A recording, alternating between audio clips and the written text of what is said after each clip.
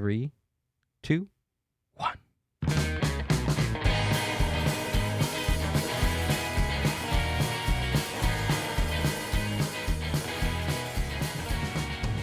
What's up, Leo?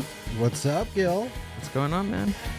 Chilling, man. Thanks for inviting me down here. Thanks for coming out to Cowtown and hanging out with us for about an hour and a half. Oh, that's cool, man. Appreciate it. Leo from Movies on Weed podcast. Yes. Thanks for coming out and chilling with us. Yes, thank you. Thank you for inviting me. I had to sober up long enough to come down here. So, yeah, I'm just trying to maintain. Nice. All right. Cool. That's what it's all about, dude. You just got to maintain. Right. Exactly. Get something steady and then just, fill it out. See how that feels. Yeah, just ride that wave, after that whole hurricane debacle. Yeah, dude. I'm just, that 50-year storm, it got us all, just threw us off completely. Yeah, that was a Californian storm, if anything. If anything in the world right now was anything like California, it was that. It was a hurricane. It was a Californian hurricane. That was a California hurricane, right? It was too lazy to really unleash. Yeah. Right. It unleashed for a couple of hours and it was like, I'm just going to chill. All right, that's enough water for these people. They're fine. They like to be sunny and hot and sunny and hot and sunny. I can't do this long enough for them. Yeah, dude. I think the worst part about it had to be the humidity. Dude, I can't do the humidity, bro. Yeah, it's just, ugh. But other than that, it was like, I could have swore El Nino was a lot worse than that, but.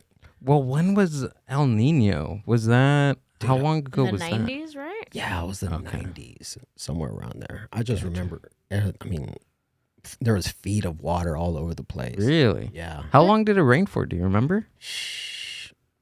Felt like days. Yeah? Yeah. But they were saying supposedly that this one was the biggest hurricane to hit California in 85 years. Well, Baja, California. Yeah. Does that count? Maybe. Yeah, because in Baja, it got bad. It was pretty bad. Yeah. Yeah, I saw all those posts down there. I'm like, damn, that sucks. Yeah. See if you can get some video footage after. Amber. Oh, you know that one that you showed me of the Dodger Stadium that you're like, Dodger Stadium? It was fake. That was from a movie, right? No, it was just like it was like a mirage. Like, when you're driving and you see water on the floor. Oh, that's what it was? That concept, yeah. Oh, it looked pretty real, dude. So somebody posted a video of Dodger Stadium, and it looked like it was literally underwater. Really? Yeah. Wait, I think I saw something along the lines. I think I reposted it. Yeah. On my Instagram. But I'm like, I never really go anyway, so I'm like, yeah. It's all right. It could rain. That's fine. It could rain. Well, there was I don't know, I rarely talk about sports, but there was a Rams and Raiders game on that Saturday before the rain. Yeah. I don't know. Yeah. Well, I don't really think that really stopped any of the fights that went down, but That's true. It would have mitigated some, maybe. Yeah. Who knows? That's true. Blame it on the hurricane. Are these some of the... There we go.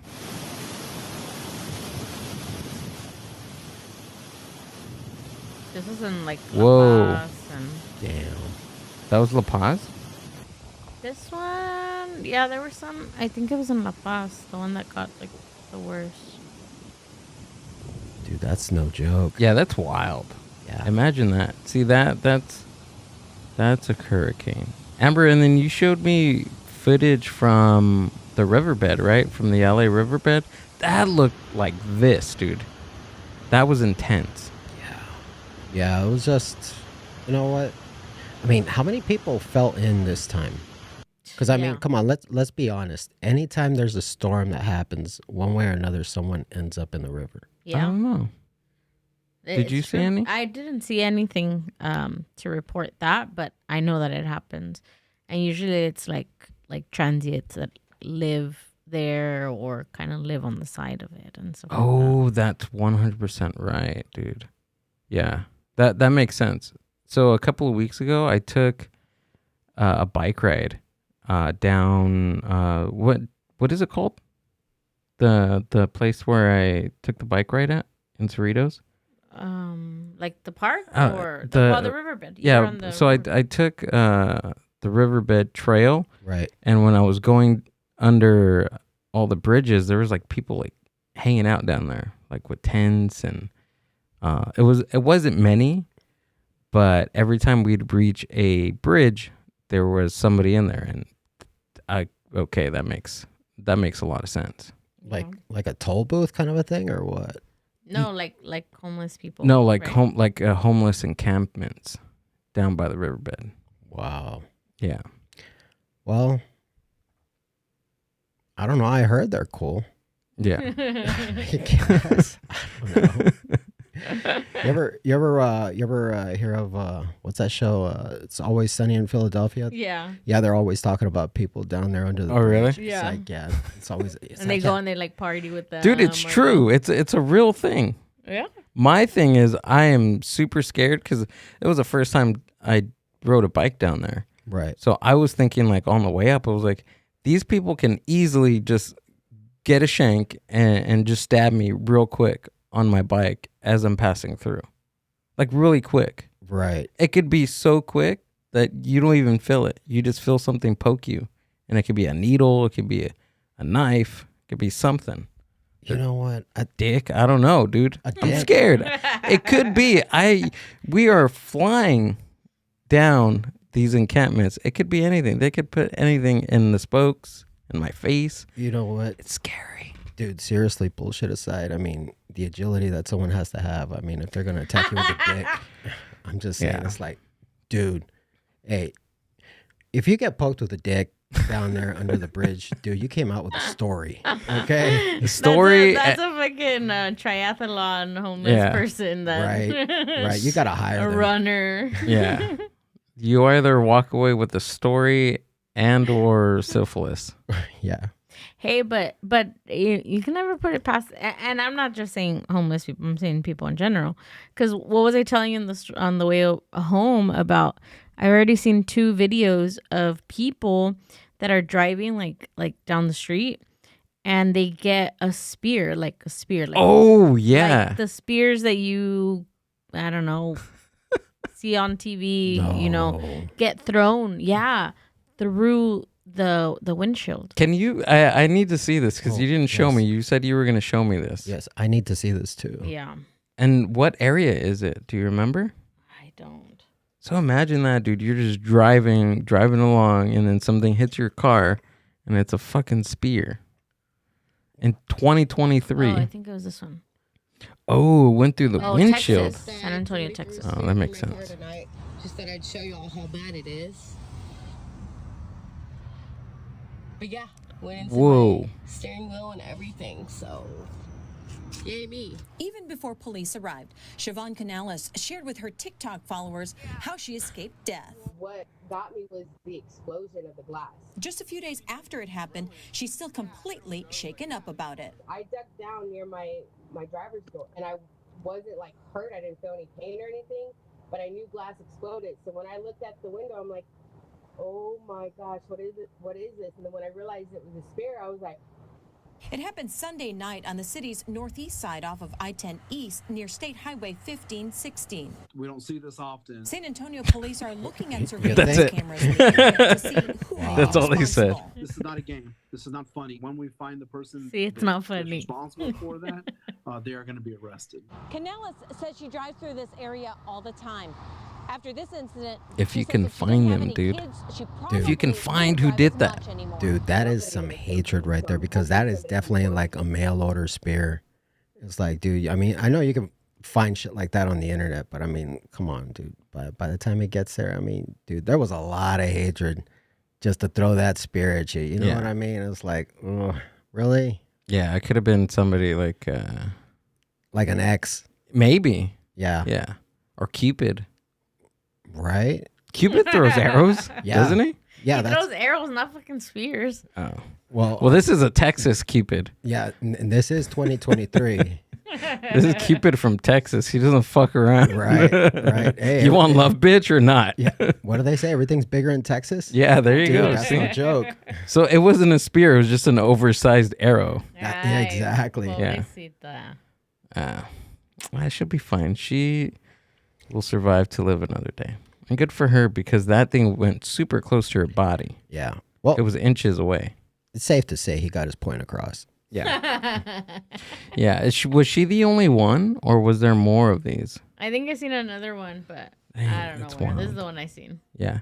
Have you seen what is that movie? Down the wrong. What is it? The Wrong Turn. Down the Wrong Turn. No, it's just called Wrong Oh, Turn. Wrong Turn. Yeah. With all the hillbillies. Yes. Yeah. I recently got into that franchise over the weekend. Yeah, it was pretty decent. Yeah. I'm not gonna lie, it was pretty decent. So I tried to watch the original, and they didn't have the original anywhere. Like I have a Fire Stick, right. and I searched for it through the entire Fire Stick. It wasn't on Paramount. It wasn't on Hulu. It wasn't on Netflix, HBO Max. None of those. So I couldn't find the original first one, but I was able to get part 2 through part 6 or something like that, and the remake from 2021. Yeah. I could probably find you that one. Yeah? If anything, that's probably in the $5 section of Probably.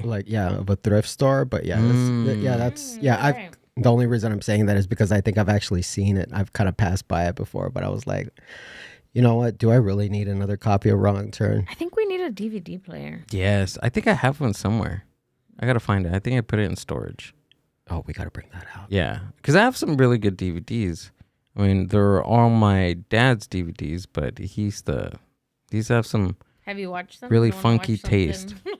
taste. Funky taste and horror. He was just a weird. He probably has Wrong Turn, actually. Humor me in funky taste. Just like those Sharknado stuff, before that even became a thing, that Sci-fi? type of campy horror. These weird movies from the 80s. You know, those weird BC studio movies. It's something like that. Dude, those are some of the best. Yeah. Have you actually watched Sharknado? No, I can't get through it. Oh. I can't. How far is it? How far do you get to it? Do you want to give it the 15, 20 minutes? Maybe. I don't even, to be honest, Leo, I don't think I've sat down and tried to watch it. I think I'm just from hearing a shark name. I mean, come on, it's in the title. Well, yeah, that's true. That's true. Yeah. But you know what? I have a rule when it comes to certain movies. I like to give it the 10-minute rule. And I got to give a shout out to my wife because she's the one that had kind of taught me about this rule. So if I don't give her a shout out, I know I'm going to hear about it later. But yeah, she introduced me to the 10-minute rule. If a film doesn't catch your interest within the first 10 minutes, guess what? Just shut it off. Okay. Yeah, that's it. I mean, very rare and far between you'll come across something that, oh man, you trust me, it gets better later. Mm-hmm. And they do. But if it doesn't catch you within the first 10 minutes, that's it. Just shut it off. Gotcha. The You're either- 10-minute rule. Yeah, you're either into it or not. That makes sense. Okay. Yeah, it does. You But- save a lot of time. Yeah. But I was only able to get I think the 2021 version. So I watched that one before the originals. So that already screwed it up for me. Right. From there, I watched the second. You're talking about Wrong Turn. Yeah. So I'm talking about Wrong Turn. Okay. From there, dude, I wasn't able to watch all the other ones because the Wrong Turn 2021, it threw me off of what Wrong Turn, the franchise, Yeah. is, and I don't know what it was, but it was just, I don't know, it wasn't the same. I feel like if I would have watched the original and then the rest, it would have been fine. And then the remake from 2021, it would have been different. Yeah. Screwed it up. Yeah, some franchises will do that. Some will actually get better down the line. But yeah, Wrong Turn. Yeah, just, you know what? There's a point in which it goes straight to DVD that should kind of lead you along the way. You know what? Do I really want to keep going? I mean, some early movies like that, like in the early 90s, they had a lot of sequels that were straight to DVD, Oh, yeah. straight to tape, straight to video, what they called it. And for the most part, they were entertaining, but it didn't have the magic of the original. Absolutely not. Just like all those National Lampoon videos and remakes. National Lampoons. Who else? American Pie. Yeah, American Pie. All the comedies from that era straight to DVD. Yeah, and somehow they ended up keeping who was it? The dad, Eugene Levy. Yeah, he's in all of them. Yeah, he was. Yeah, in every single one till the point where they actually make, I guess, enough money and people actually care about it. It's like, you know what? Let's actually make another American Pie. I mean, they're not working now. Let's put them in a new scenario. Yeah, let's bring them back. A reunion, a funeral. That's the next one. American Funeral. I am weary to see where that pie is going to be during the funeral. Oh. I hope somewhere that's where. It's called rigor mortis. Still happen. Well, yeah, I didn't want to explain that, but I didn't want to go there. That's what I'm here for. I know. Thanks for keeping this conversation alive. You're welcome. Thank you. So tell us a little bit about your podcast.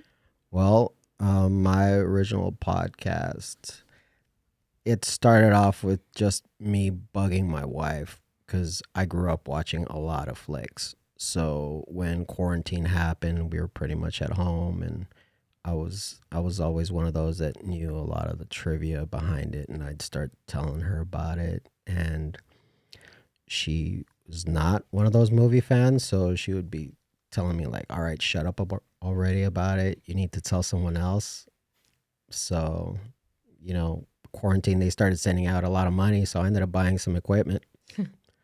And, well, I mean, when you start getting stoned, you start watching a movie, you start seeing it in a whole new light. Like, take, for example, Big Lebowski. We've all seen that, right? Some of it. You've seen some. But I know the basis. You know the basis. Yeah. There are certain things that, like, rewatching it a couple times, especially when you're on a good one, you definitely catch that. I mean, you didn't catch it the first time around. Like, for example, I mean, he was the stoner, and if you really watch it, he had it called out from the beginning, which no one really paid attention to because he was just, I guess, just a stoner. Just a stoner. He was just a derelict. Nobody really cared about him. And it was just definitely one of those flicks where you really just caught like a lot of things, like after multiple rewatchings, especially, like I said, when you're stoned. Mm-hmm. I'm sorry, that THC is hitting. It's all good. This is why we do this. But okay, so tell me about, like, are the movies that you talk about specifically in your podcast, are they like one genre, or they're just your favorites on your list that you like to watch? They're just all over the place. Kind of how you had mentioned your dad, he had a funky collection. Yeah, so did my pops. Oh, okay. He had a funky collection. Like, back then, he used to love to point out one of his favorite actors was Charles Bronson. Okay. He loved to remind me, oh, he looks like your Theo. Because I can see that. Yeah. I mean, that was he looks like everybody's Theo. Everybody's Mexican uncle. Yeah, with long hair. Yeah. And that bowl cut and that mustache. Yeah, he's senior citizen Punisher. That's what he was. But for the most part, yeah, he used to show me like a lot of crazy flicks. And I mean, like I tell a lot of people, I grew up watching Bronson before I watched Disney. So yeah, I guess you could say I got desensitized to violence a long time ago. And do you specifically watch like the stoner-esque movies that usually people gravitate towards, like movies from Cheech and Chong? Well, Dave Chappelle. Yeah. Well, Cheech and Chong is kind of unnecessary. That's the first one you have to watch. And of course, it just goes down. It trickles down to all the stoner cinema, the entire list. But sometimes you go for the outrageous ones too. Yeah. I mean, you go into like, for example, one of my favorite film companies was Canon Films from the 80s. And if you go through their whole lineup, I mean, they had a lot of crazy, outrageous flicks.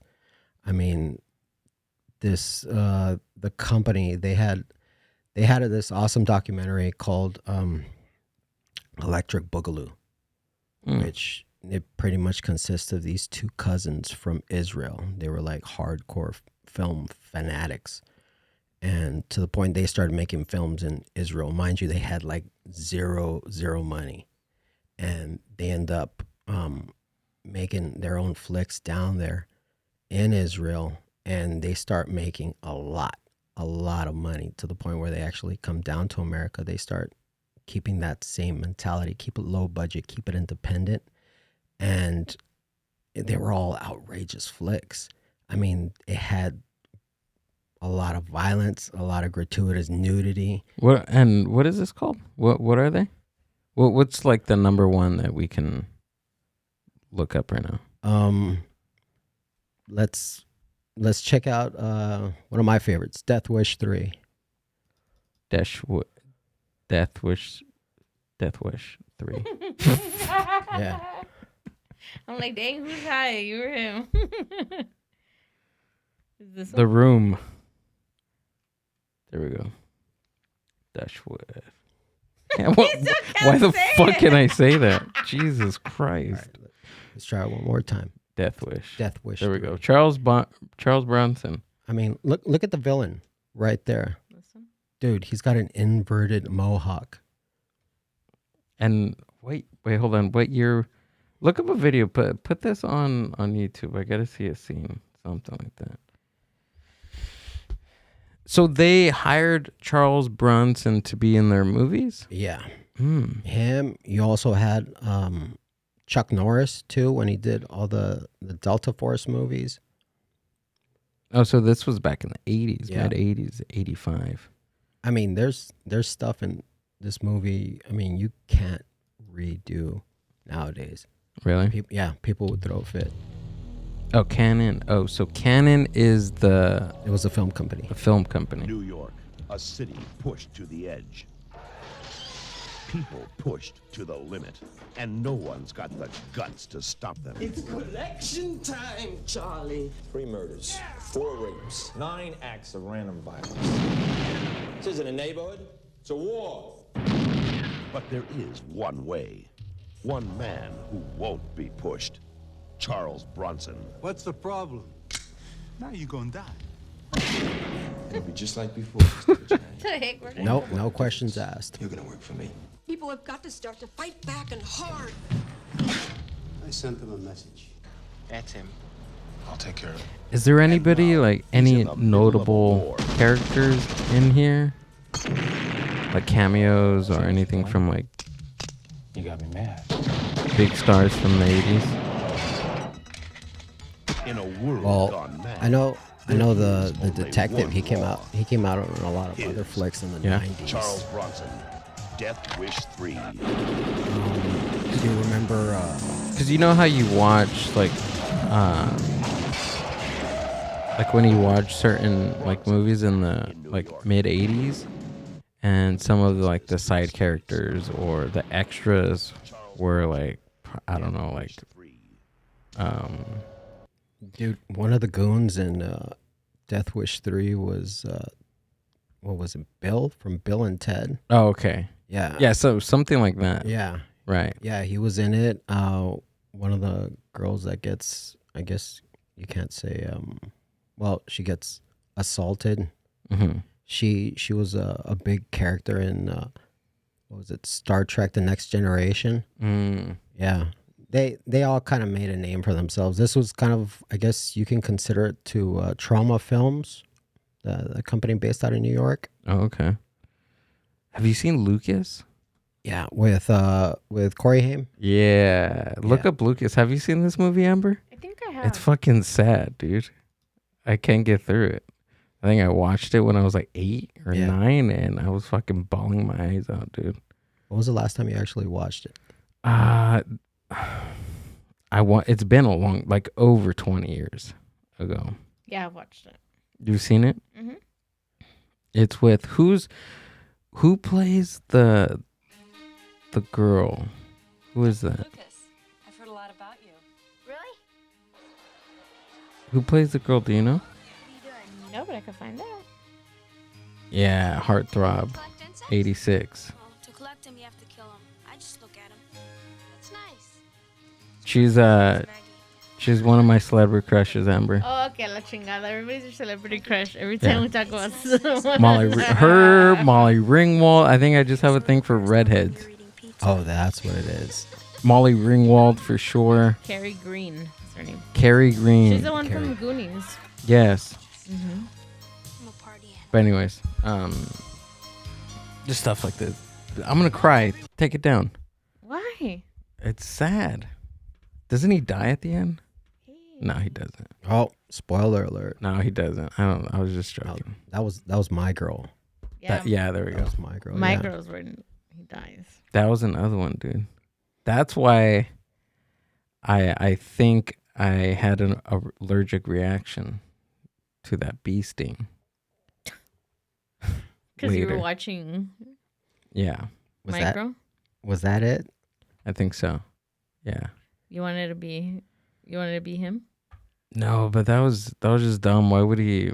So what happened to him? What do you mean? Why is it's dumb? He didn't do it on purpose. I know, but I mean, come on, with bees, they could have been like thought of like something better. But it was like a lot of bees. It wasn't just one bee. Yeah, that's what I'm saying. He got attacked by like a swarm of bees. So that's what it was. It wasn't. He could have drowned. He could have jumped in the water. Every time I watch that scene, I am like, dude, just fucking jump in the water, hold your breath, and the bees they'll vanish. Oh. That's all he could have done. Yeah. Yeah. You know what? Yeah, you're right. And he could have been in the sequel. Yeah, that's true. They probably killed him off because he was asking for Macaulay Culkin was actually asking for too much money for the sequel. And they were like, let's just kill him off. I believe that. It'll be cheaper for us. I believe that. He was getting that Home Alone money after that, huh? Was it?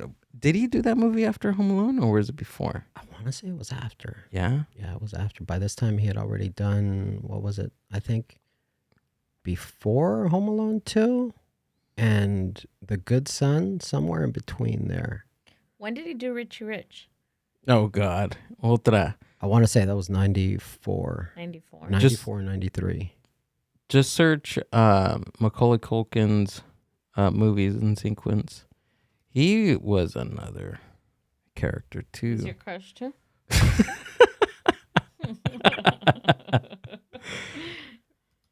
Him and Monster. Party Monster? Oh, Yes. That was a good one. He was good. He was good in that movie. Yeah. What was his girlfriend's name? In that one? Yeah. Also a celebrity crush for me. Okay. I don't know how to spell his name. Chloe Sevigny? Yes. There's a movie that she is that I'll get into it after, dude. But You're not talking about Kids, are you? Is it that one? No, it was Brown something. Brown Bunny. Yes. Oh man, yeah. Yeah, you heard about that? I know. You know what I'm talking about? I know exactly what scene you're talking about. Yeah. So they're saying that thing was real. Like that was like, it was in. I think it was originally. It was in the script. Yeah. And they were going to, I think they were gonna like fake it somehow, but somehow it ended up. They started, He's writer, director, star. Is that what it was? Yeah, and not to mention they were in a relationship at the time. So really? It's okay, I didn't know that. I thought that was just. Yeah, so it's like, I mean, why not? If you kind of figure nobody's going to be watching your movie, or you know what, just say what the hell and do it. Because I mean, from what I've heard, there's a lot of flicks where supposed sex scenes it actually happened. Yeah. I heard that one from Monsters Ball was real too, with Halle Berry and Billy Bob Thornton. Oh, Really? Yeah, I mean, I'm not gonna lie, that was a pretty cringy scene, but yeah, supposedly they went at it. Jesus Christ. No wonder they get millions of dollars to do this. Yeah. Yeah, she did. So what did you find? Right there. 1992. Oh, yeah. So it was after Home Alone 2. And then The Good Son in 93. So it was, My Girl first, Home Alone 2, then The Good Son.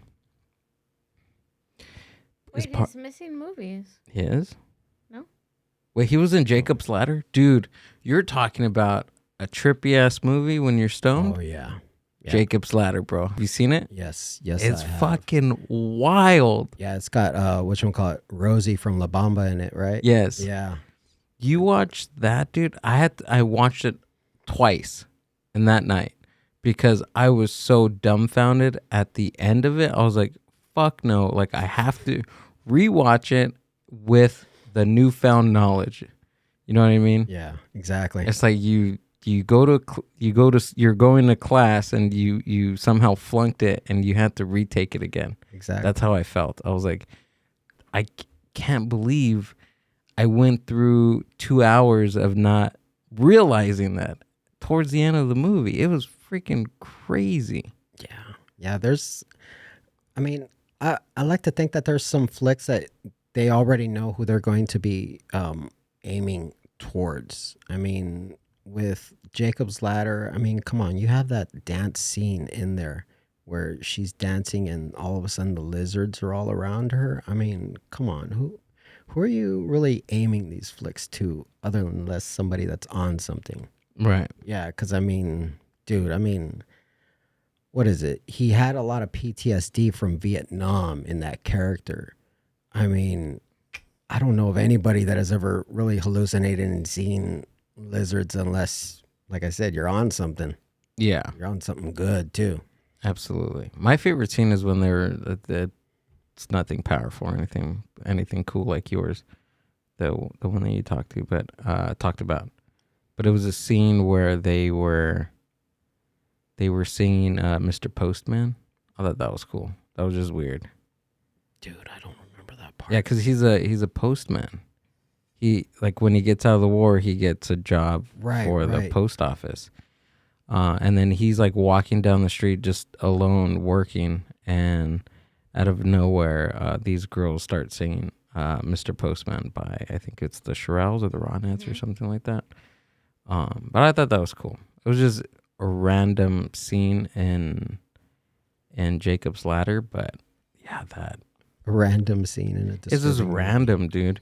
And like you said, when you know an ending, right? Just take, for instance, I know there's no spoiler alerts when we talk about The Sixth Sense. Of course. Right? After that, if you go back and rewatch the whole movie, it makes total sense. The same thing with Jacob's Ladder. Exactly. You know?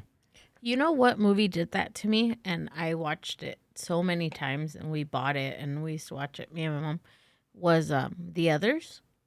Oh, yeah. Oh, yeah. Yeah, that's another thing. That's another one. That was one where when you found out, the ending or with the ending, and then I was like, I need to watch this again. And you watch it again, and you see everything that you didn't see the first time around, and then you're like put into context, and you're like, oh, this makes fucking sense.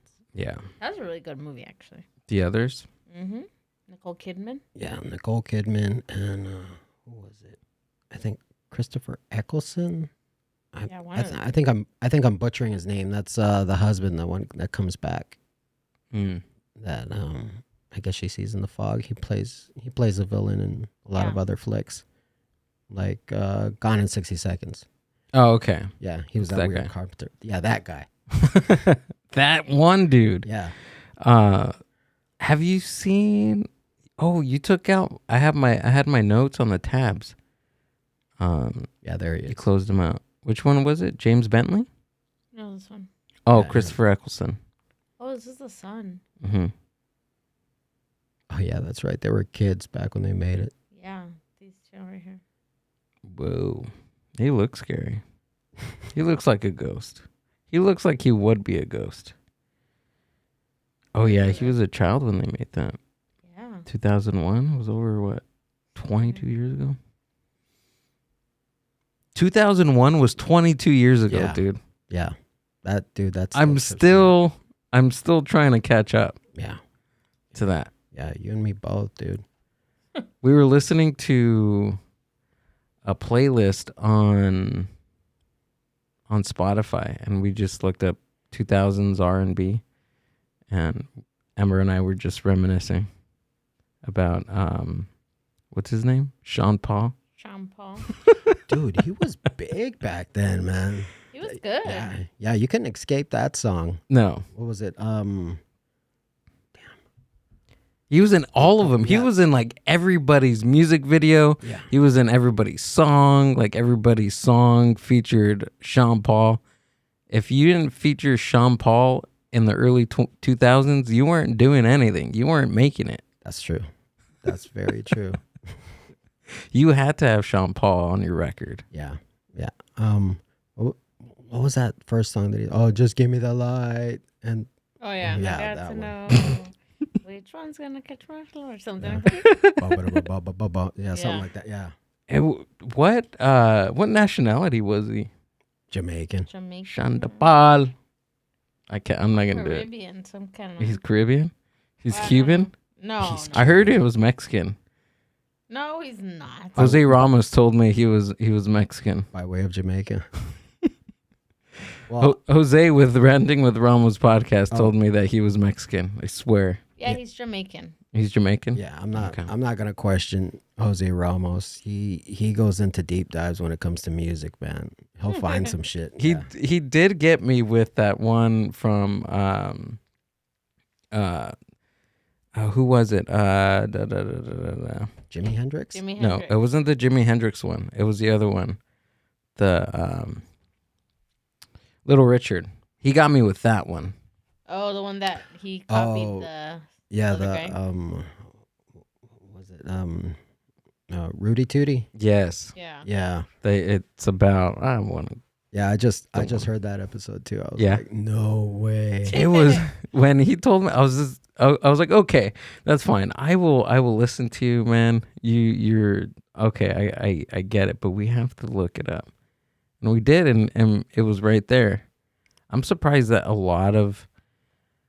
I have to go back because I really didn't do a really good deep dive on that, but I'm pretty sure that happens in music all the freaking time. There's probably somebody out there in the early 2000s that was Sean Paul-esque, but Sean Paul just took that attitude and ran with it. You know what I mean?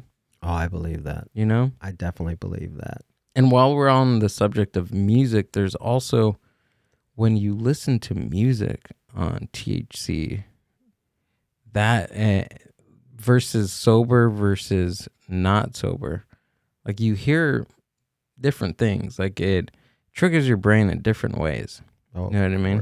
Of course. I mean, pretty much look at all the catalog of Pink Floyd. Yes. Yeah, I mean, which connects it back to movies with the whole Dark Side of the Moon. What was it? What's the trick? It's after the second roar. Is it? Yeah, you play Dark Side of the Moon should go in sync with Wizard of Oz. Have you heard that one, Amber? No. I think I haven't told you, but what is it? The Dark Side of the Oz or something like that? Or look up Dark Side of the Oz. On YouTube? Yes. So the theory goes, or go ahead, do you want to talk about it? No, you go ahead. So the theory goes that if you play the Wizard of Oz and Dark Side of the Moon simultaneously, everything flows together, like all the lyrics, the song, the sound, and moves along with the story of Dark Side of Oz or of Wizard of Oz. So this is specifically one song.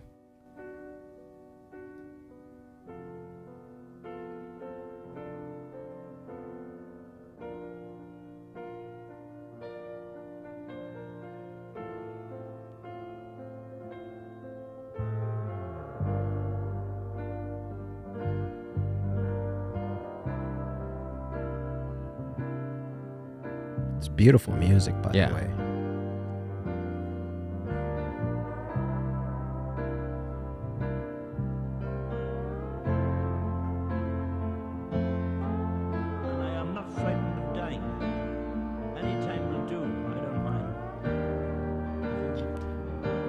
Synchronization of the film Wizard of Oz and music album Dark Side of the Moon by Pink Floyd. So it just reveals all these different synchronicities between the movie and the album. And it's the full album.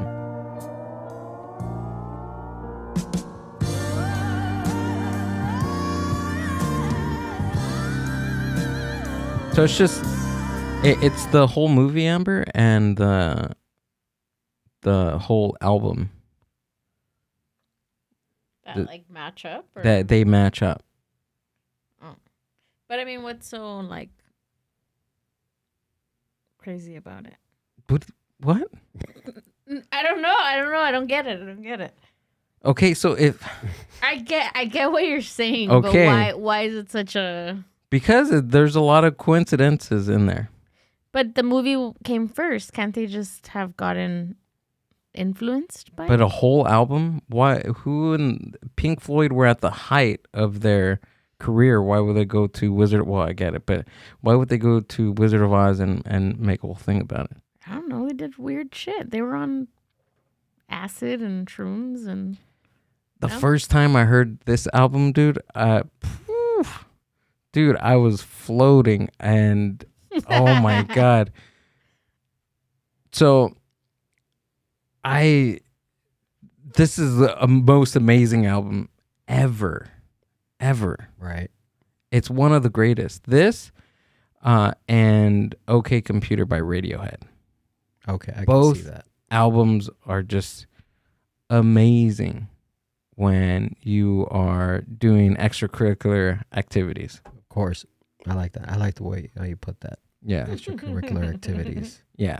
And what I mean by that is when you're cleaning or of course doing the dishes. Of course. Or walking your dog or walking your cat, whatever you walk, you're walking your lizard.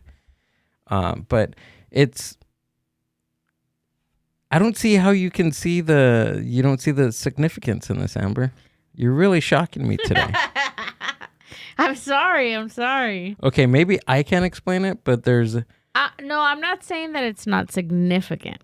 What I thought it was like a coincidence or some kind of... That is a coincidence. No, I can't. Okay, so maybe go to the... Maybe if they were both made in like the same year or maybe they're one not. Before. I know, but what I'm saying is like Pink Floyd was like way after the movie was already done. Okay. So couldn't he just have watched the movie and been so inspired? But why would you do that? Why not? People get inspired by movies all the time or music or art or things. No? You know what? That's the best way to put it. Why not? I mean, if they make an album to it, I mean, of all things, who would ever believe it? I mean, if you just listen to that album on its own, I mean, it's just beautiful music. But once you start letting it known little by little, you know, if you match this with Wizard of Oz, suddenly you got a whole different soundtrack.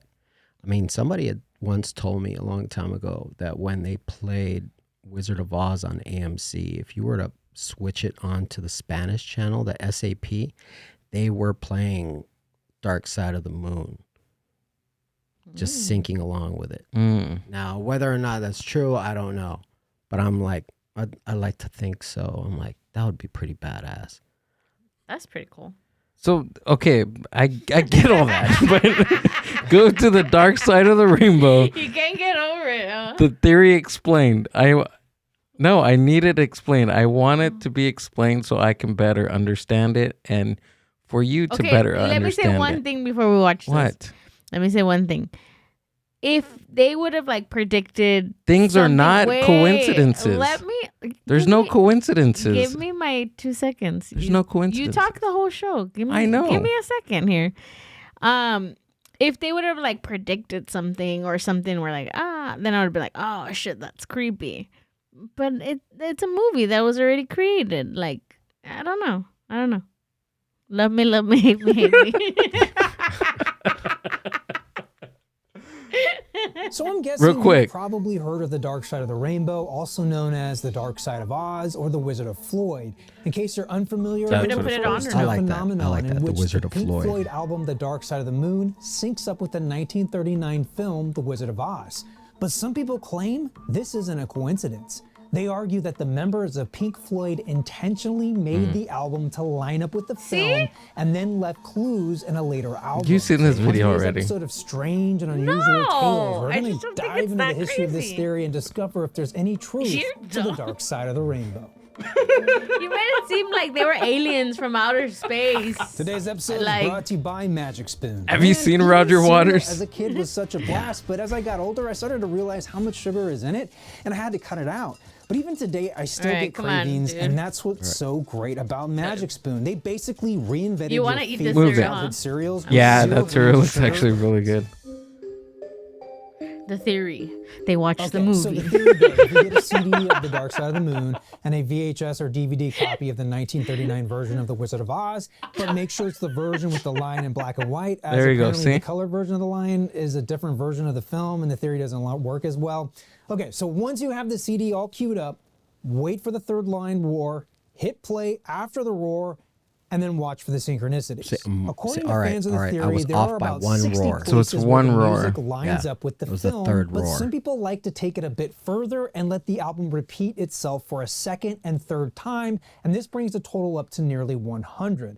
Of these, the craziest ones, in my opinion, are when the lyrics "Balance on the Biggest Wave" coincides with Dorothy's tightrope walk. Okay, so stuff like The this. song "Brain Damage" matches up with the Scarecrow song "If I Only Had a Brain." And when Dorothy is listening to the Tin Man's chest, the album finishes to the sound of a heartbeat. The tinsmith forgot to give me a heart. But even so, there are variations on when to start the album. Some say to hit play on the first All right, and I Gene get line it, of I get War. Others say to do it on the second. Are So you sold, Amber? No, I just proved what I was saying was correct. Both of your guys' faces. I can see both of your faces at one time, and it's great. You know what? Do you have any mushrooms?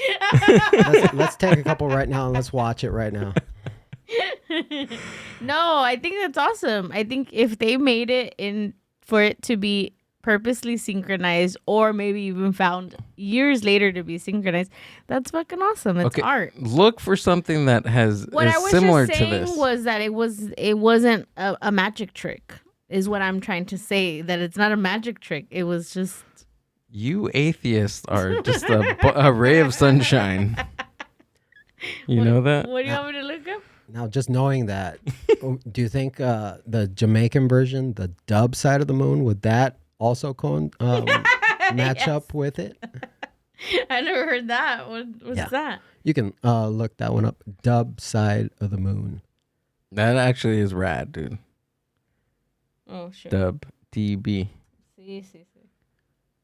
Side of the moon. Hold on. Who was on? Is that a specific band that did that, or is it like a variety? It was the Easy All Stars. Full album? Yeah. Let's get a little taste of that. Yeah, cut the video because they're gonna. There's the Tin Man's heartbeat.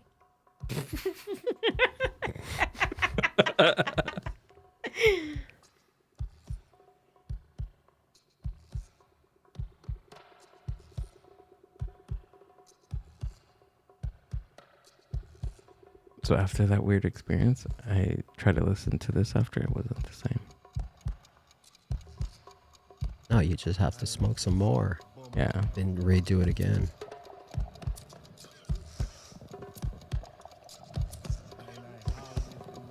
The stereo is on it. Pretty cool. Yeah.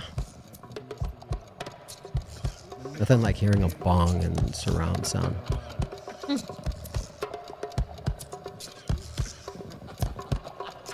That little bubble.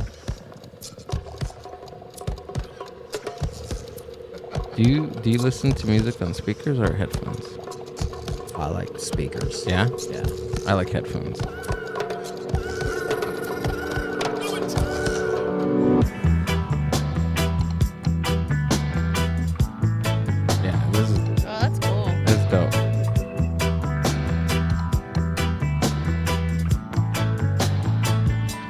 was telling you, dude, I was laying down, and right when the original hits right there, that's when I was like shot up, dude.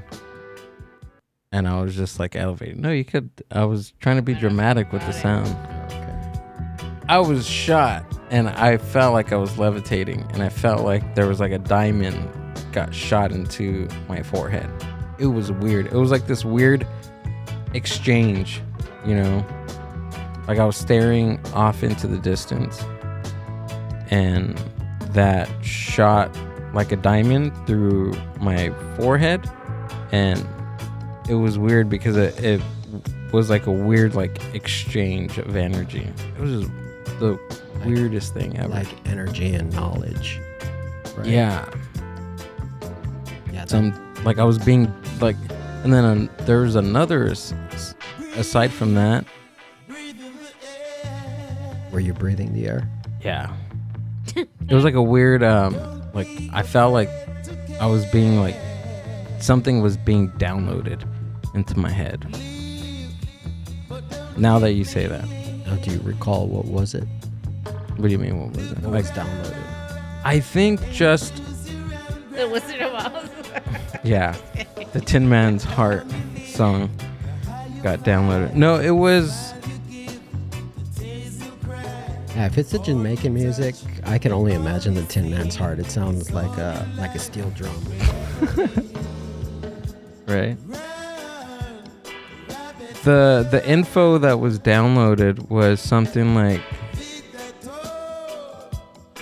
I don't know how to explain, because it wasn't really like speaking to me with words. It was just giving me a whole bunch of like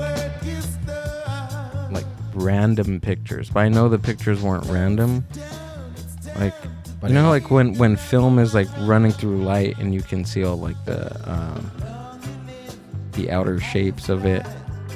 So it was like that. Like somebody was flipping through like a flip book. Almost. Yeah. Yeah, you see the images. Yeah, it's like right. So it was like that. But it was just like of like mountains and like wildlife and like certain like Neanderthals. It was weird. Interesting. Yeah. Like fish coming outside the water and like kind of like almost, this is gonna sound crazy, but like almost like evolution type of thing. Say that. Yeah. Like, dude, you started unlocking some secrets. Something like that. Started seeing evolution. Right. And there's I was watching this video over the weekend about universal intelligence and like consciousness and like how space-time holds information. Like if that was a real thing, then everything holds information. Plants, trees, the mycelium underneath the ground. Interesting. Yeah. Right, by that theory, everything has information built into it. Like these microphones probably have all the information that I've talked to with over 100 people, right? Right. So they have that information. This table has memory of some sort. Yeah, you know what? That's true. That's true. I mean, years from now, after we're all long gone, there'll still be energy on these tables. I mean, if you look up hauntings, I mean, things that are bought in thrift stores, they have to be cleaned because apparently energy sticks to items. Jeez. I have a whole drawer of energy and all the pictures I collect. I didn't know that. Ugh. Well, you can't wash pictures, so you're screwed, Amber. Them, no? You like sage them or something? You can wash them. Yeah, with salt water. With like little cotton swabs and Q-tips. Like, it was crazy. I was a couple of weeks ago, I ended up going with my wife to the alleys down in LA. And I was like, yeah, you know what? We've been together long enough. I think it's time we start wearing some tacky jewelry together. So we stopped by, like one of those little botanical ones, and we bought bracelets due to our birthstone or whatever sign we are. but as you could tell, they fell apart. Yeah, I'm not wearing them. But yeah, one thing that they specifically tell you is because when you purchase it, you have to clean it before you actually put it on due to all the people that touch it prior to you getting it. That you don't know that if there's going to be bad energy associated with somebody that will just hand it off to you. That makes sense. Kind of. I can see that. So these other people touching the bracelet, they were just touching it and holding it. They didn't necessarily buy it. Yeah. Gotcha. But they could be having a bad day that day or something bad happening, and the day they put it on and they're stressed out or they're whatever, and you leave your energy on and you pass it, right? Exactly. Kind of that thing. It's like almost, the thing where they always say, well, they don't always say, but they say that you shouldn't name your children after yourself or anybody this. Like they shouldn't be like a junior. Really? Or like, yeah. Because they're saying that, they say that one, it's this one's like psychological. It's like proven, but that you kind of pass on, like how do I say it? Like you're passing on lineage in the name. So you're kind of passing on that, like subconsciously whoever has the name is like trying to live up to whose name that was, right? So then you take on like traumas or you take on things from that name, like you're never, because they don't have their own name, they never have their own identity. It's always kind of emulating and trying to kind of like, match that name or whoever that person was in that name. Like sometimes you're like, oh, I'm gonna name you after your grandfather, he was such a great man, and and subconsciously things are instilled, and then you grow up carrying all of that of you have to keep the name alive, you have to honor that name. So it's in a sense in that way, but this is more like psychologically. No, that makes sense. Yeah, that makes sense. You gain all their trauma, so to speak. Mm-hmm. Yeah. So I mean, you're just carrying all their baggage. You just handed it off to somebody by calling them junior. Yeah. Whoa. Yeah, that's exactly what they say. So they say like if you can like give them their own identity, give them who they are, like they don't have to look up to upholding the name or carrying that name type of thing. But I don't know. That's what I read. That's probably what happened to the Kennedys. That's why they're so screwed up. Yeah, there's a lot of truth in that. Yeah, that makes a lot of sense. But I don't think people really take that into consideration. I mean, looking back on it, I'd be like, oh damn, I shouldn't have named him after somebody. But it wasn't just John and it wasn't just Robert. There are multiple, I think, weird coincidences and murders within Kennedy family.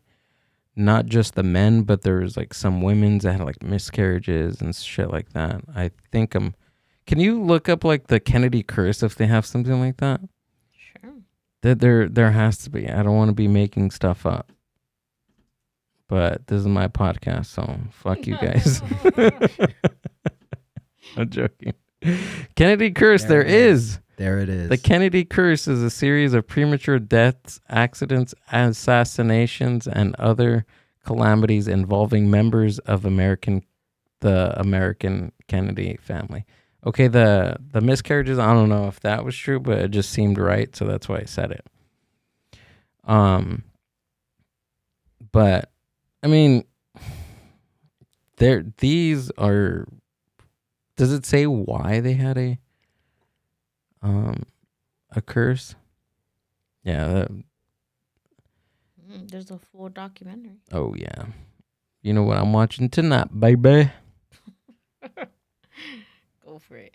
Yeah. I get what you're saying here, but I don't think it's the same of what I was saying. Why? It's in the realm. Because these were things that happened. They were like anomalies, like deaths and assassinations. No, they were. The other one is like you subconsciously. Yeah, of course. Doing it to yourself. Like my dad gave me my grandpa's name, and if I knew more about my grandpa, then, or if I knew more about my grandfather, then I would somehow, some way, subconsciously, be like him. Yeah, embody Who he is. But I never met the guy. I never met any of my grandfathers. Hey, neither did I. No. Oh, really? Yeah. There we go. Cool. There we go. Yeah, grandpas are okay. Yeah, they're cool. Mine weren't very present, so. Yeah, I think both of them passed away in the late 80s. Oh yeah, mine passed away in late 60s. Oh, okay, so yeah, early so on, like way before. Yeah, before me. Yeah, but yeah, what do you know about your grandfather? All I knew is that he smoked a lot of cigarettes. There was only one picture that I seen him in, and this is my dad's father, and he's the grandfather that I was named after, Gilbert, and very slender man, very dark skinned man, tall, slender. That's all I pretty much really know about him. He didn't wear glasses. He was pretty up there in age, and that's all I really know, to be honest, is just from this one picture. I haven't really delved into that and asked my family, but that's really all I know. And then I know a little bit more about my mom's dad. He was a preacher back in the day, was in gangs in his early life, became born-again Christian, started a church, started this ministry to help people get out of gangs. And that was it. Just, I knew that he was very involved in the church. He was a pastor. I created all these different ministries. And that was it. That's all I pretty much know about them. I actually heard his voice, which was crazy. I think I was like 10 or 11 years old. The pastor of the church was playing like old video, and I was sitting right there with my mom, and they play like an old recording, and it's my grandpa preaching. Oh, right on. Yeah, and then my mom like looked over. She was like, "That's your grandpa," and she starts crying because she probably hasn't heard his voice in like fucking 30, 20 years, something like that. Wow. But yeah, that was the only time that I heard his voice. I've seen maybe 3 or 4 pictures of him, and that's it. Do you think that maybe if you had been named after him, maybe you would have gone down maybe his route? I thought about that, and I think about that a lot. Honestly, I do, because a majority of my family is like well deep into the church, like really deep. Like one of my uncles, he was a chaplain for a very long time. He was a priest of, like, he had his own church at one point. A few of my aunts right now are very heavily involved. My cousins are heavily involved. I feel like if I would have stayed within that lifestyle, it could have possibly happened. I don't know. But maybe. I'm going to tell you, like, there was probably a good chance. But I think just, yeah, I mean, there could have been, there's a universe out there where I became a pastor. Yeah. And I probably have my own church, and I'm live streaming to YouTube. Yeah. Yeah, I mean, I could totally see that too, especially with your channel. I mean, you reach out to a lot of people in a way. You can almost picture that as preaching. Mm-hmm. I mean, people are listening, and it's like they appreciate everything that you say. I mean, they hang on to your every word, and I mean, you do them some good. You cheer them up when they're down. You give them hope. Maybe. I'd like to think so. I would hope so, right? I I would hope that Send somebody in your would. donations. Just kidding. That's the only. I think they call them tithes. Oh, tithes. Is that what they call 10%. It's 10%. 10%. Guys. The Church of the Mind Buzz. Church of Gil. Reverend Gil. There we go. Dude, so on your pronouns you put Reverend. I thought that was hilarious. Yeah. We got to put a drop down box because people are just putting wild stuff in there. Well, I mean, yeah, you did leave it open. And I think, yeah, to some extent, I was like, yeah, I think I ended up getting one of those certificates from the Universal Life Church. I did pay that $1. So, yeah, technically I am an ordained online minister. You are? Yeah. Oh, that's cool. Yeah, well, then, of course. Reverend Leo, thanks for doing this. Yeah, of course. There's it's only $1. That's it. Yeah. Amber, we should do it. Well, you know what? This was back in early 90s, so I think maybe it's gone up a couple bucks, due to inflation. Can you look that up? I want to see how Universal Life Church. It's an actual thing. Yeah. Okay. Wait, so you pay $1 and you're Reverend? Yeah. What? Yeah. Well, I mean, they ask you your name. I mean, it's not like get like an elote for $1. Yeah, right? We can't even get hot Cheetos anymore for $1. Yeah, you can't even buy a soda out of the machine. $2.29. There it is. Oh yeah. All right, full name. Get legally ordained to perform weddings. And you got this? Over 20 Somebody million? asked me. Whoa. See, there it is. Gil, would you like to be a minister? Yeah. Let's do it. Oh, this is cool. So do they send me my robe and tie like after I get the... No, I think you got to buy it through their store. Because I want the whole getup. Like I get... Oh, I get it. Having the certificate, but I want to... You know what I'm talking about, Amber? Mm-hmm. With the white collar and the black suit? Oh, I know what you're talking about. I think I found our Halloween costumes. Ministry. Oh, this is cool. But if you're going to go, you got to go all the way, man. You got to go like James Brown and Blues Brothers. Yeah. So keep this tab open, Amber, because we're going to come back to it and we're going to get ordained.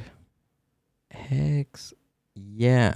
But this is to get, or like you could do like a religious ceremonies? Yeah, you can marry people. Yeah. Or it could be like non-denominational too. Well, I mean, if you want to charge them, that or you can do it for free. Hey, something to do next time you go down under the bridge. So wait, hold on. I think I'm trying to understand what you're asking, Amber. It's any denomination. There's no, it doesn't really Catholic, matter. No. Atheist, nothing. You're certified to got it.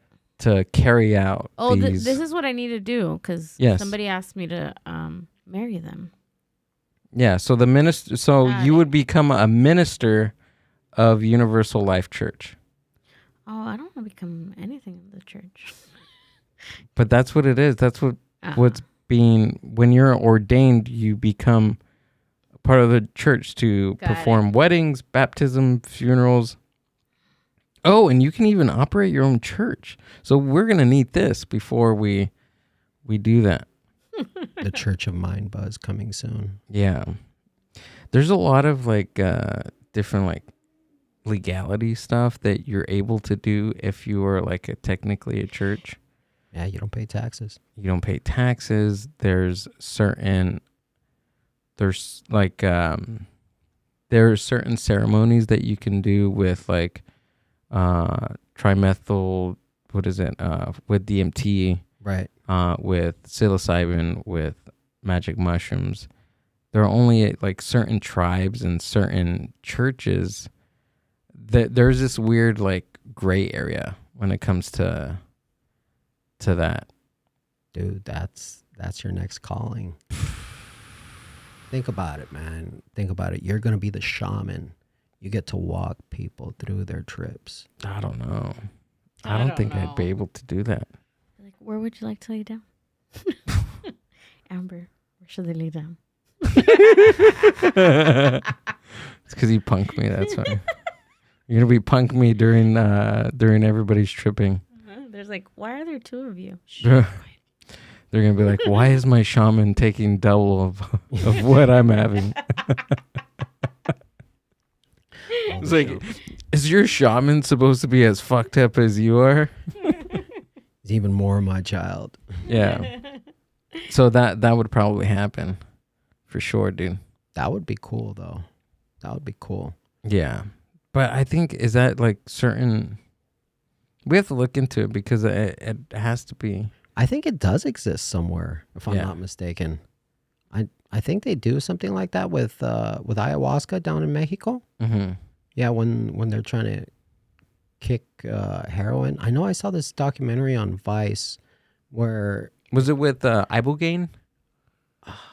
Or because there's two things.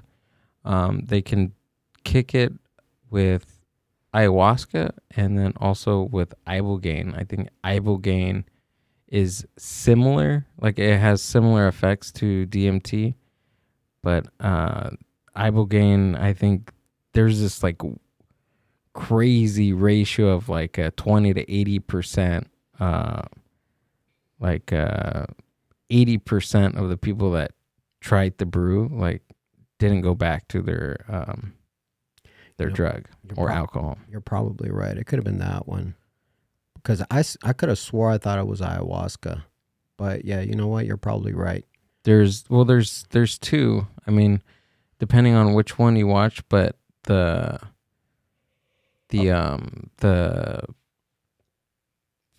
the last, like, I think, that's the last of the plant medicine that has recently been discovered. Ibogaine. Yeah, look it up, Amber.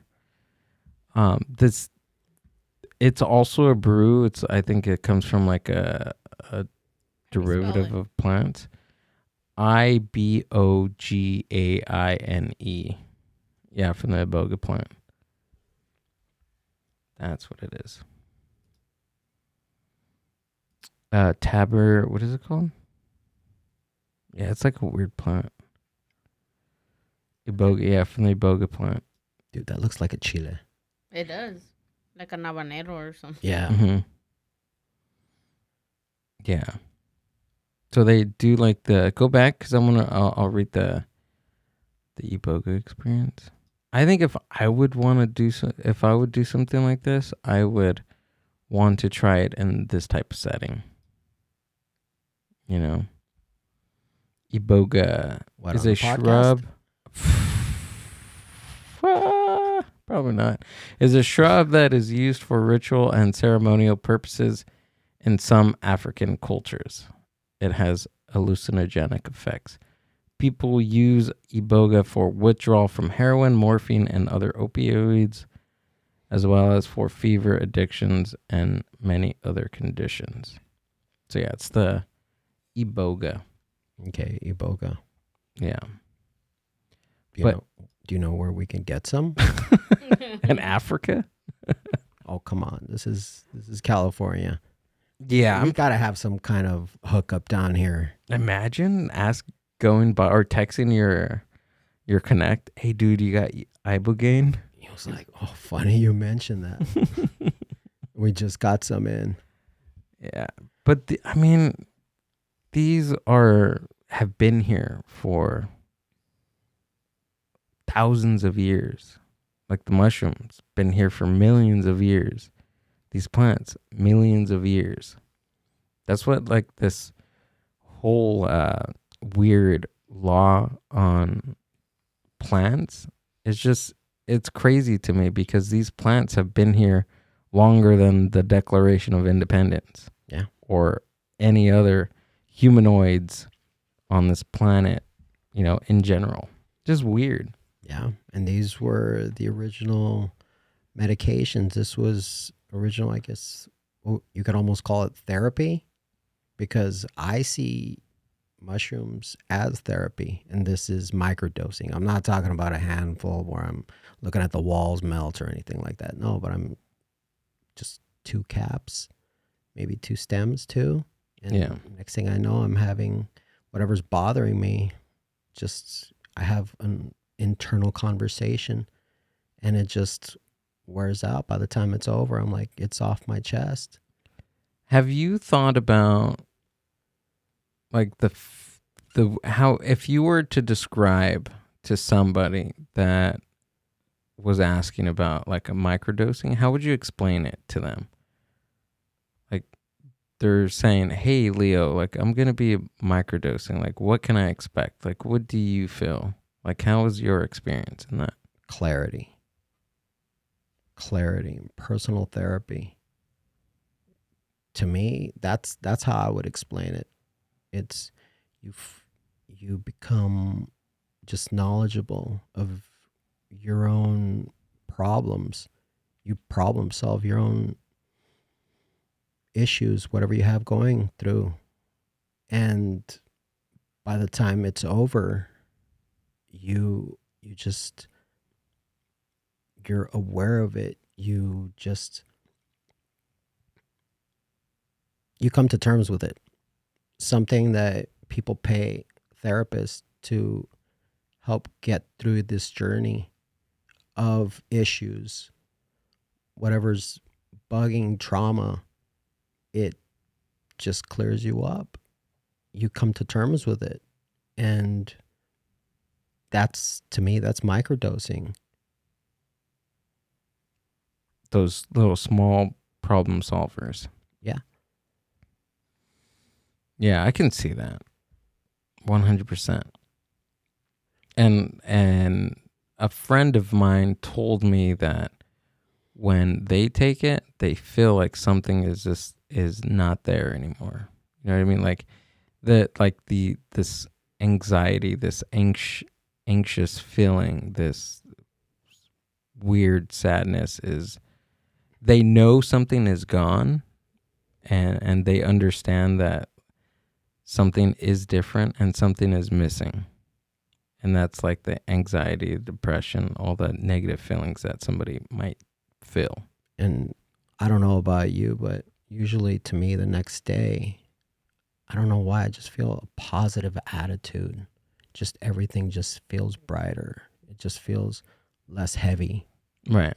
I mean, I really don't want to trip too hard, especially I don't want to go down that route, because I've been there. And back in the long ago, Fantasia 2000, I figured, you know what, an eighth of shrooms on IMAX, watching it. Whoa. Yeah, then there's something about seeing whales swimming in the sky.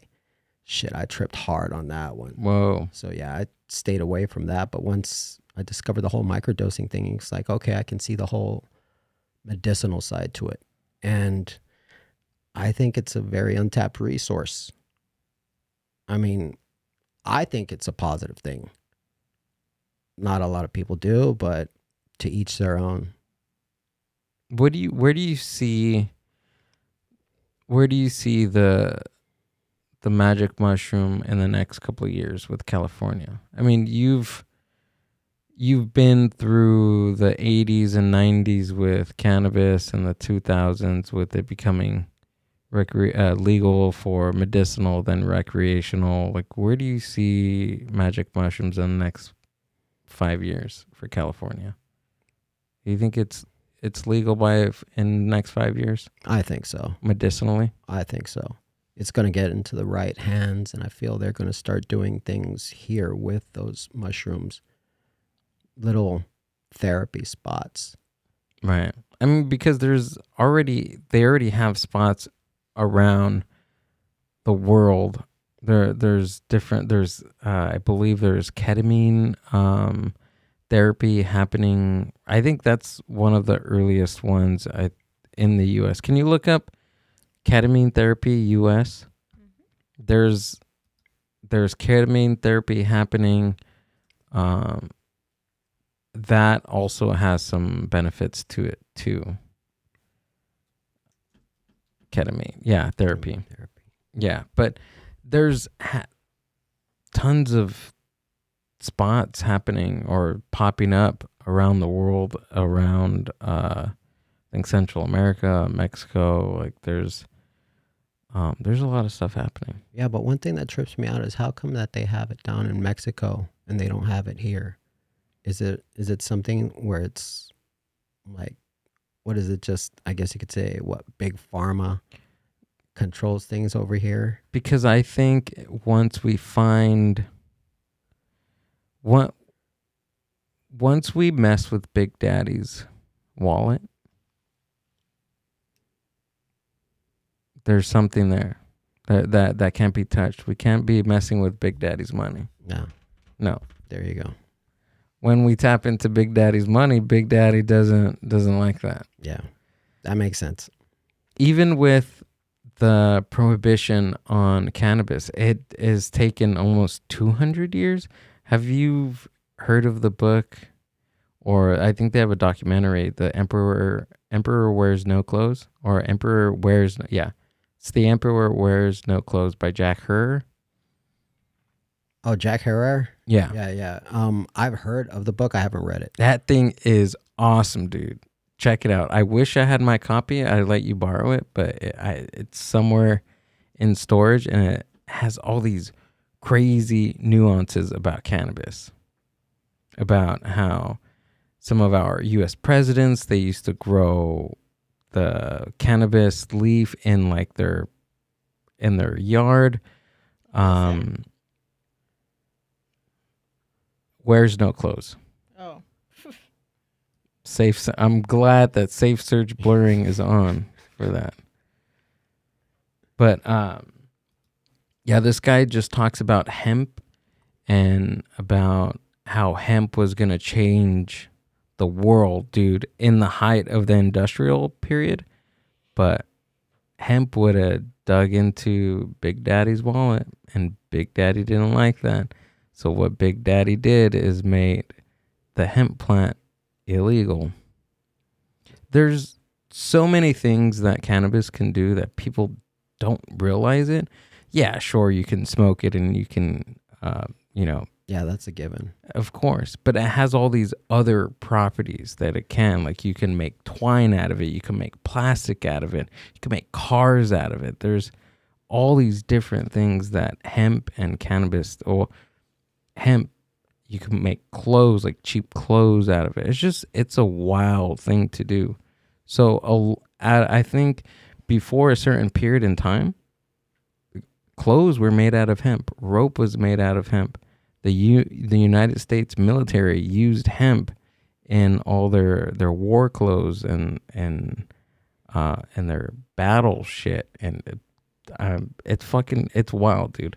If I'm not mistaken, I think I'd seen something where I think several construction companies are starting to build with it now. Really? Yeah. If I'm not mistaken. I could have swore they're making bricks with it, just building houses with it. Whoa, wait, hold on. Why does that say $2,000? That's probably like an original copy. Yeah, I think that's the first edition. Jeez. Mine's not $2,000. Well, at least I don't think so. I probably bought it when I was high. I hope not, but that's where all my money goes, Amber. Got it. Noted. Go to the all, because I just want to read the quick synopsis of it. You would dig this, dude. You would dig this out of everybody. Well, I definitely trust Jack Herrera. I've been a fan of his strain for multiple years. Yeah, and you can see that I could see he knows what he's talking about. Right. The Emperor Wears No Clothes is a nonfiction book written by Jack Herr starting in 1973. There we go. The story begins when Herr takes the advice of his friend Captain Ed Adair and begins compiling tidbits of information about the cannabis plant and its numerous uses, including as hemp and as a drug. So it does a lot of things in the book. Like it talks about it as a drug for your biology, for your brain chemistry, and also used as hemp as material out in the world. It's a fascinating book. If you have like about 2 days, you can just deep dive into it. Me, dude, when I read, I have to, it takes me a very long time because I like to stop, research the new information and go back. Like I'm in the middle of like 25 and a half books right now. It's just impossible for me to finish something. It's my ADHD, I think. Yeah, I can. Yeah, I can kind of relate because I kind of, there was a point where I had the same issue when it came to having a lot of books too, especially I'd start reading one. I mean, if I really get stuck on one, I'm on it till I'm done with it. But then every now and again, you'll come across that book where you like finish a chapter and just like, oh, it just feels like it's dragging for a minute. It's like, yeah, I'm going to jump into another one. I kind of had that issue when I was reading Fear and Loathing in Las Vegas. Okay. Yeah. And you could see where that one kind of goes all over the place on that. Yeah, I can see. And one more thing with that book, there's this, from what I remember, there's tons of different things, but like the small tidbits that he talks about. There's this one tidbit about, I think it was George Bush Sr. When he was in the army, I believe his boots, or if I'm not mistaken, it was his boots or his entire uniform was made entirely from hemp. So the army was using these, like the United States knew the capacity of what hemp could be. And there's paper. You can make paper out of everything, dude. This thing is magic. Of course. But that dips right into Big Daddy's wallet. So Big Daddy didn't like that. Yeah, that's true. Then all of a sudden the propaganda films came out. Yes. Just to prove how awful they were. But I mean, they're fun to rewatch every now and again. Starting in what, like 1937 with Reefer Madness? Yeah. Yes. Have you seen that? Oh yeah. You gotta watch it high, dude. Oh, and I have. Have you heard of the musical? There's a musical? Yeah. Really? What was it? Neve Campbell and her brother came out in it. Really? I want to say early 2000s, I believe. Yeah, but no, you know what? Just stick to the original Reefer Madness, black and white. Yeah, it's funny. My wife and I, we have a running joke with that. Every time we start hitting a joint, we start freaking out, kind of like the piano player. That's probably the best thing ever, dude. Yeah. I've yet to ever come across anybody in a murderous rage when smoking. Yeah. I mean, that's what they should be giving out at Dodger games. Somebody has a bit about that, and if they don't have a bit, I gotta look for it because that's gotta be funny. Like somebody does. I think Bill Hicks has a bit about that. I believe that. Right? I believe that. Yeah, I can definitely picture Bill Hicks doing a joke on that one. Yeah. But I think that's what we need to give after the 7th inning at a Dodger game. We need to start giving out like cannabis joints. That would be fun. Yeah. That would be fun. Can you imagine if they were just to replace all the beer with just cannabis? Have you been to like a festival like that before? I want to say I have. Yeah? Yeah, but I don't remember. It'll do that, right? Yeah. Yeah, I think there was a cannabis fest in Adelanto Stadium. Okay. On one of those days of 420. The last time I heard of something like that was, I think it was in Los Angeles, and it was a cannabis like business convention. So I think if you were in the industry, not necessarily like a consumer, right? But I think it was like a business to business convention. That still would have been a pretty cool thing to go out to do, to walk around to see what the businesses are trying to come up with. Oh man, can you imagine all those free samples? Yeah, that's what I'm saying, dude. Dude, that's awesome. Yeah, I think you just needed to be 21 and over, or like 18 years old with like a doctor's recommendation. Hell yeah, man. I think they're still doing that, or is it? They're still doing that, or is it still 21 and over now? I think now it's 8. No, you know what? I'm lying. I think it's 21 and over. 21 and over, yeah, right? Just to be safe. Yeah. Yeah, that does make sense though. I mean, 21 and over, it's, yeah, when you're still 18, I'm like, thinking back on my age, I'm like, Yeah, I would have done stupid shit. It's just better at 21. What do you say about like alcohol? Do you think that it should be 21 or should be older or young? Like earlier than that? Well, I mean, the French have been serving it to youngsters, I think under 21. Yeah. But they know how to give it out responsibly. Yeah, I think if you teach it well, like early on in middle school and high school, because right now alcohol doesn't have a very good rap in the United States. Like it's dangerous and everybody knows it's dangerous, but it's one of those things that you don't want to talk about. Yeah, that's true. Well, I mean, nothing really does come good after drinking Four Loko, right? No, absolutely not. That or what? What's the buzz balls? Those are terrible. I can't believe those are still back into style now. Dude, have you seen they sell them now in like a bowling ball They're size. fucking huge, dude. I thought that was a goldfish bowl. I walked into the party. I was like, why the fuck do we have a goldfish bowl on the table? Why is it green? It's disgusting. But did you get a sip? I didn't. Oh. They offered me some. I was like, fuck no, dude. And they had Four Loko right next to it. I'm like, dude, are we still like, wow, hey mistering at the liquor store? This is the only thing that you got? We've been to 2 gatherings now in the past month and a half that's had them. Yeah. Really? The big ones. The big boys. Wow. Yeah, I didn't understand it. Like Buzz balls and Four Lokos. Buzz balls and Four Lokos, dude. Wow. Could balloons not be too far away? Maybe. I think if we would have stayed longer, Amber, I think the balloons would have started coming out. We seen someone driving a couple months ago. Oh, that's right. In the freeway. What? He was swerving like nasty. My dude was filling up his balloon with his tank on the passenger side, driving down the 105, the 605 or something like that, going east. Because it was going towards LA. Yeah.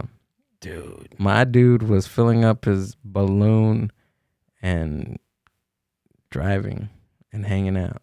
Dude, man, that's no joke. And swerving, and his car was fucked up too. Why is it always the fucked up cars? Because he probably had done that. Yeah. He had you could tell that he had sideswiped a couple cars because he had a white car and he had like different colors on the side. But he was like he was filling it up, and then we kept seeing him like swerve into the other lane, and the cars were like, what the hell? And he's not even like driving slow. He's driving fast. Wow. And doing all of this. And then he started taking some. And when he started taking some, we could see him like nodding out, and his car started swerving again. And we're like, what the fuck? Dude, that's scary. We called the cops, but by that time we had already gone to I didn't call the cops. Well, who the people we were with did, which I think is a good. I think it's good. I mean, I understand, there are times, you don't really want to call the cops. You just be like, oh, okay, whatever. But you know what? If you're driving and you're trying to fill up a balloon at the same time and nodding out. And you're nodding off at the same time, it's like, that's kind of a given. Just give him a call. Yeah. And the thing was, like I said, he wasn't going slow or pulled over or anything. This fool was going like 80, 85 miles an hour. That's true. Like he was like flying. I gave you that one. No, okay, if he was cruising, no, fuck that. Filling you're in that phone call. You know what? You're not on the freeway cruising. Nah, dude. Yeah. And it was during the day. It was like 2:00 in the afternoon. Fuck. So there's a lot of people on the road. There's families, people getting home from work, things like that. No. So yeah, that's fucked up. My guy was getting turned, bro. Look, 4:15 in the morning. Nobody's out there. I understand it. We all can't afford a lift to get home. It's like, you know what? I got to take my car because I got work in the morning. But still, though, I mean, dude, at 2 in the afternoon and you're filling up a balloon, no, dude, you got to reassess your priorities. Yeah, it was 2 in the afternoon, and it was just weird to see. I feel like that wasn't the first time that we seen somebody with a balloon like in that month, right, Ember? In that month, yeah. I felt like we seen this like before. You're right. It had to be because I remember that, and I was in the car. I was like, "Fuck! Like again? Like this is happening again?" You know? I don't know, man. I think you get comfortable doing whatever you're doing, and it just becomes second nature. And if you don't have people in your life to tell you, "Hey, bro, you shouldn't be taking your tank on the road with you and doing balloons on the way to your girlfriend's house," telling you that that's a bad idea. You need good friends. You need people in your life to tell you that. You need proper guidance. Exactly. Yeah. Father definitely was not present in his life. I don't think so. Yeah, unless, I don't know. But for all we know, he could have been a balloon, maker guy. We don't know that he's working on the road. He was a clown building balloon animals on the way, but for all we know. But in the meantime, you know what? I'm gonna take advantage of this tank real quick. Just a quick hit. Yeah, for all we know, he would have. Let me just tell you this: he got the cops called on him. Somebody didn't receive their clown that day. Somebody didn't. The clown did not make it to the gig that day. Oh man, there was some sad 4-year-olds. There was some sad 4-year-olds at that party. Oh man. And I blame the person that called that day. But the person that called that day probably saved some lives. Yes, he did. Keep that clown off the streets.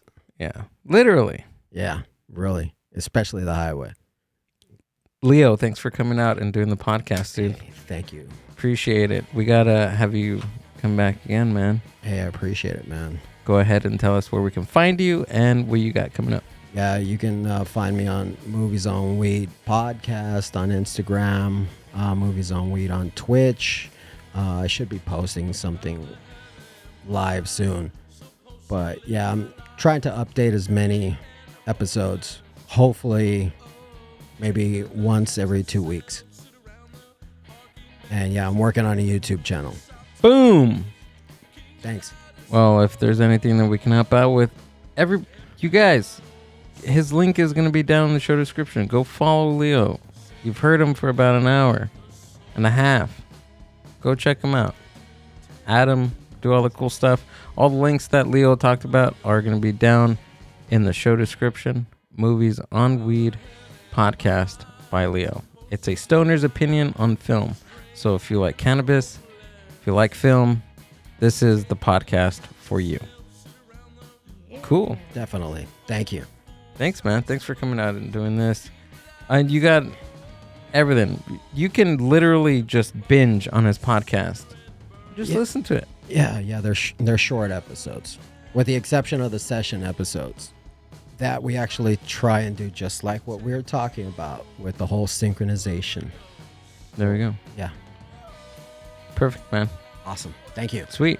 And don't forget, ladies and gentlemen, we have open mic night back at Paramount in the city of Paramount.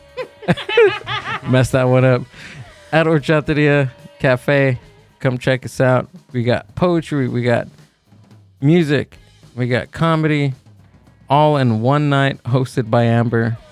She's going to be slinging jokes and slinging coffee and slinging tokes. Oh, wow. Where is this again? This is the city of Paramount. Paramount. Thursday, August 24th. All right? Be there. Be there or be not there. The Mindverse.